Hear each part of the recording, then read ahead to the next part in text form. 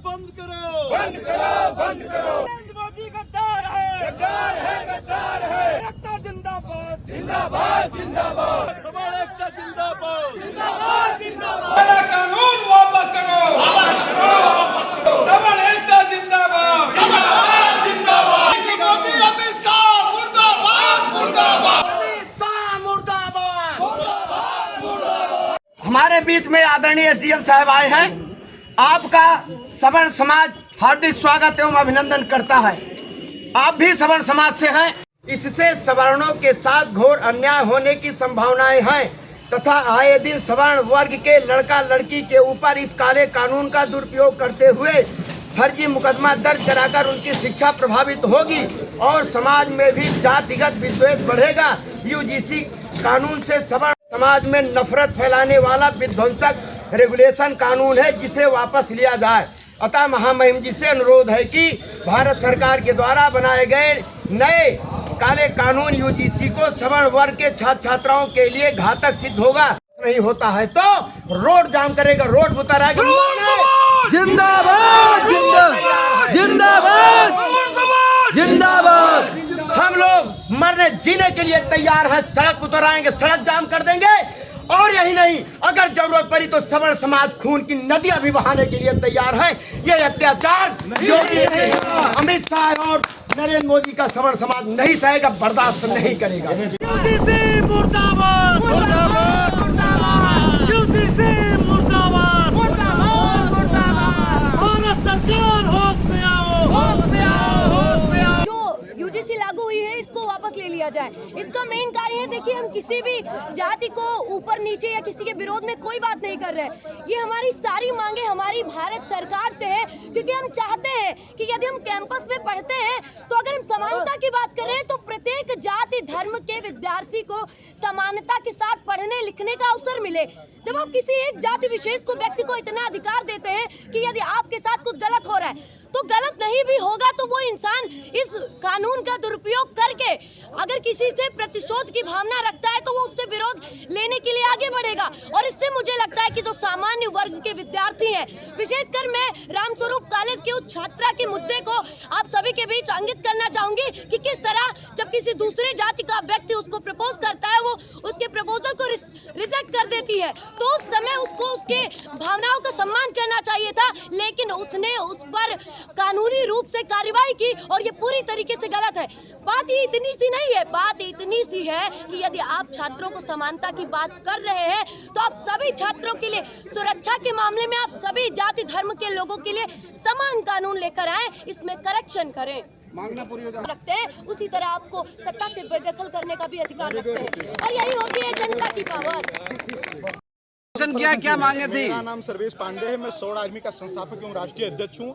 आज ये जो यूजीसी के द्वारा एक सूचना जारी की गई है जिसमें एक इक्विटी कमेटी रेगुलेशन एक्ट लाया गया है जो कि 15 जनवरी 2026 से लागू हो गया है और सभी विश्वविद्यालय महाविद्यालयों को जो है 30 से 45 दिन में कमेटी को गठित करके उनको सूचना देनी है। उसमें स्पष्ट बताया गया है कि SC ST OBC के साथ जो जातिगत भेदभाव होगा जो करेगा उसके खिलाफ कार्रवाई होगी। तो उन्होंने जो बात कही है तो SC ST OBC को उन्होंने रिजर्व कर दिया, तो उनके मानने का मतलब है कि सिर्फ सामान्य वर्ग के लोग ही भेदभाव करते हैं। तो ये जो इस तरीके से उन्होंने पहले ही घोषित कर दिया, सामान्य वर्ग के छात्रों को गुंडा घोषित कर दिया, मवाली घोषित कर दिया गया है, उसी के खिलाफ आज हम लोगों ने प्रदर्शन किया और ज्ञापन किया। अगर आगे मांग नहीं क्या करेंगे? मांग नहीं पूरी होती है तो देखिए, मांग पूरी नहीं होती, मैंने स्पष्ट बता दिया। पूरे सवर्ण समाज का यह आह्वान है, सवर्ण समाज के लोग कह रहे हैं अगर सरकार ने इस बिल को वापस नहीं लिया, क्योंकि इन्होंने हमारा बहुत शोषण किया, बहुत छला है हिंदू धर्म के नाम पर, लेकिन हम अगर जैसे सामान्य वर्ग जिंदा रहेगा तभी तो धर्म की बात कर पाएगा।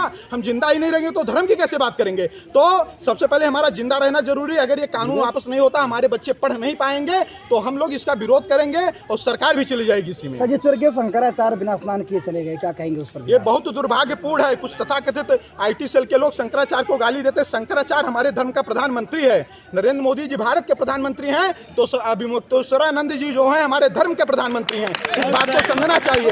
और सुनिए, शंकराचार्य चाटुकारिता नहीं करता, शंकराचार्य जो है शास्त्र संबद्ध बात करता है। जिस तरीके से सम्मान बिना किए चले गए पहली बार इतिहास में हुआ है। बहुत ही दुर्भाग्यपूर्ण, इस तरीके से नहीं होना चाहिए। पहले जब राजतंत्र होता था तो राजतंत्र में एक धर्मदंड होता था, कोई भी राजा कोई भी कार्य करता था तो अपने धर्म गुरुओं से पूछ करके करता था, लेकिन यहाँ ये है कि धर्मदंड के ऊपर राजतंत्र हावी होता जा रहा है। कैसे देखते हैं आप, क्या कहें? किसको क्या? यूजीसी को कैसे देखते हैं? यूजीसी नियम जो है यह इस तरह से क्यों बनाया गया? एक पक्षीय निर्णय है, ये एक पक्षीय बनाया गया। सबको समाज में पढ़ने की समानता के आधार पर सुविधा मिलनी चाहिए, भेदभाव नहीं होना चाहिए। आप प्रेस से हैं, आपने पढ़ा क्या क्या वो उन्होंने बनाया है, क्या व्यवस्था है? उस व्यवस्था में कहीं किसी भी स्थिति में कोई सवर्ण नहीं है। अगर किसी सवर्ण छात्र के विरुद्ध कोई कार्रवाई होती है तो वो जो समिति सुनवाई करेगी, उस समिति में कोई सदस्य भी ब्राह्मण या सवर्ण नहीं है। सवर्ण नाम पर जितनी भी जातियां आती हैं मुख्यतः 4 हैं: ब्राह्मण, क्षत्रिय, वैश्य और कायस्थ। ये चारों कहीं से नहीं, और ये जातियां हर प्रांत में हैं। बंगाल में बंगाली ब्राह्मण भी हैं, क्षत्रिय भी हैं, कायस्थ भी हैं, ऐसे महाराष्ट्र में भी है, ऐसे गुजरात हरियाणा में भी है। ये केवल उत्तर प्रदेश की बात नहीं, ये पूरे विश्व भारत की बात है। हमारे देश में यह व्यवस्था क्यों लागू हुई, इसका कारण भी मैं बताऊंगा। यह व्यवस्था इसलिए मोदी जी ने बनाई है और अमित शाह ने, अखिलेश यादव ने पीडीए लागू किया और इनकी सदस्य संख्या सांसदों की कम कर दिया। उसी से बचने के लिए इन्होंने यूजीसी कमीशन ला करके सब सवर्णों को अलग करके एक जातियों द्वारा बनाया गया है। हमारे हिसाब से इसमें परिवर्तन होना चाहिए, न्याय मिलना चाहिए सबको। वह जो बैकवर्ड हैं, SC ST हैं, उनको भी न्याय मिले और हमारे सवर्ण छात्रों को भी न्याय मिले। रामानुज तिवारी, राष्ट्रीय संरक्षक। और विरोध में हम लोग प्रेस वार्ता कर रहे हैं। किसके विरोध में? यूजीसी जो काला कानून लगा है, इसके विरोध में हम लोग इकट्ठा हुए हैं अखिल भारतीय चाणक्य परिषद के बैनर तले।